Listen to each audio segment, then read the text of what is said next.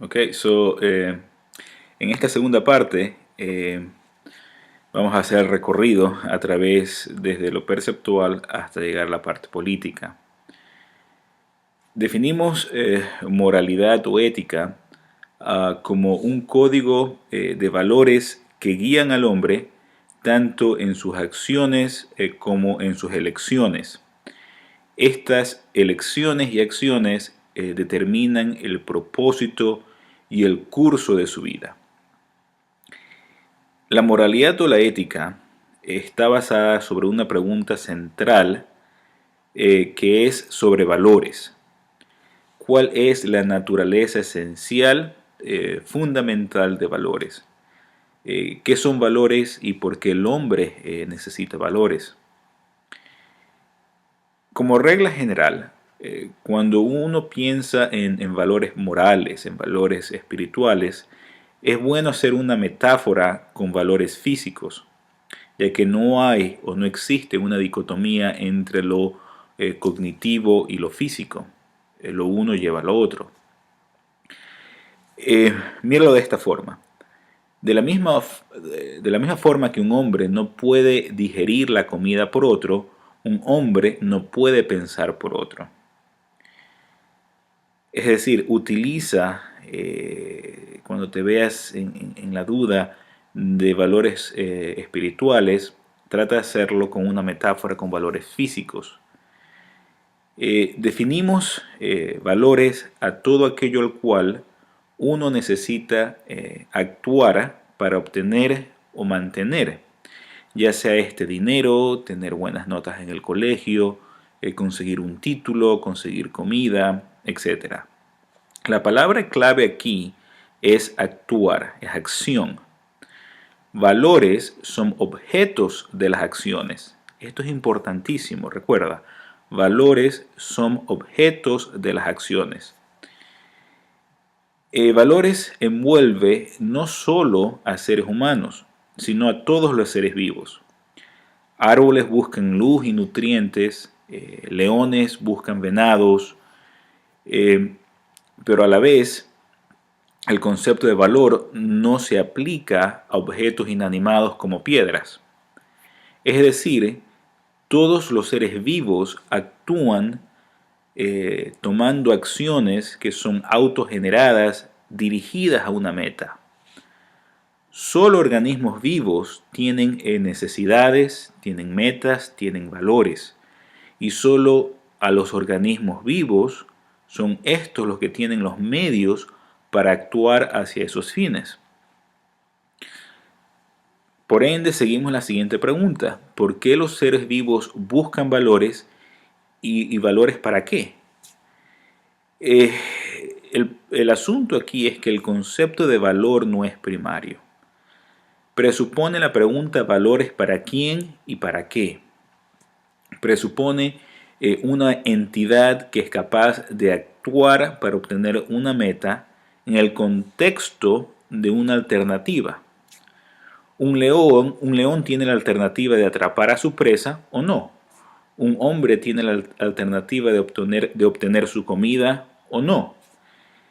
Esta alternativa señala que hay algo que está en juego y es la vida de ese organismo que está en juego. Solo hay una alternativa metafísica fundamental en el universo y esta alternativa en el universo es vida o muerte. Y dicha alternativa se limita solo a organismos vivos, es decir, la materia per se es indestructible, pero solo los organismos vivos se ven enfrente a esta alternativa de vida o muerte, de existencia o no existencia. La vida, por ende, es un proceso de acción autogenerada, autosustentada. Si un organismo falla en producir esta acción, muere. Por ejemplo, tenemos el concepto de homeostasis en fisiología, donde dentro del cuerpo humano todos los órganos funcionan para mantener ciertos parámetros en el medio interno del organismo para mantenerlo vivo. Es decir, el sodio, el potasio, los electrolitos dentro del cuerpo humano se encuentran dentro de un parámetro para mantenerlo vivo. Lo mismo los niveles de azúcar, los niveles de glucosa están dentro de un parámetro para mantenerlo vivo. Lo mismo con los niveles de oxígeno y de los nutrientes. Es decir, la razón por la cual organismos vivos necesitan valores es para vivir. En objetivismo, por lo tanto, el último valor y el estándar de valor es la vida de dicho organismo. Y por estándar, es todo aquel por el cual todos los otros valores y las acciones tienen que ser evaluadas. Como por ejemplo el medir de una distancia. Tú mides las distancias en metros. O medir el tiempo. Mides el tiempo en minutos. Utilizas metros y minutos como estándar. Lo mismo en objetivismo, en esta línea filosófica, utilizas como estándar de valor moral la vida de dicho organismo. El estándar de valor de un árbol son los requerimientos de su vida, dada su naturaleza. El estándar de valor de un león son los requerimientos de su vida, su naturaleza. Lo mismo con el hombre. El estándar de valor de un hombre son los requerimientos de su vida, dada su naturaleza. Por ende, el hombre necesita valores, y la razón por la cual necesita valores es para poder vivir. Valores morales son valores pertinentes a elecciones humanas. Son hechos en relación a los requerimientos de la vida humana. Por ejemplo, usamos como valores los principios de la ciencia para crear tecnología que nos permiten crear una mejor vida. El valor moral, espiritual, es nuestra necesidad de crear leyes y principios a través de la observación para entender el universo con el fin de poder sobrevivir. Principios como justicia moral nos permite juzgar a otros hombres basados en hechos y dar a ellos lo que se merecen. Cualquiera que sea tu elección, el hecho se mantiene. La única razón por la cual el hombre persigue valores es porque estamos vivos. Y la única razón por la que necesitamos perseguir valores es para poder vivir. Es decir, tenemos un principio doble. Solo el concepto de vida hace posible el concepto de valor. Y solo vida hace necesaria la obtención de valores. Por decirlo de otra manera, hay que estar vivos para perseguir valores y perseguimos valores para estar vivos. Metafísicamente hablando, la vida es el único fenómeno que es un fin en sí mismo, un valor que requiere constante acción para mantenerlo. Epistemológicamente hablando, hablar de valor aparte del concepto de vida es una contradicción, es un error.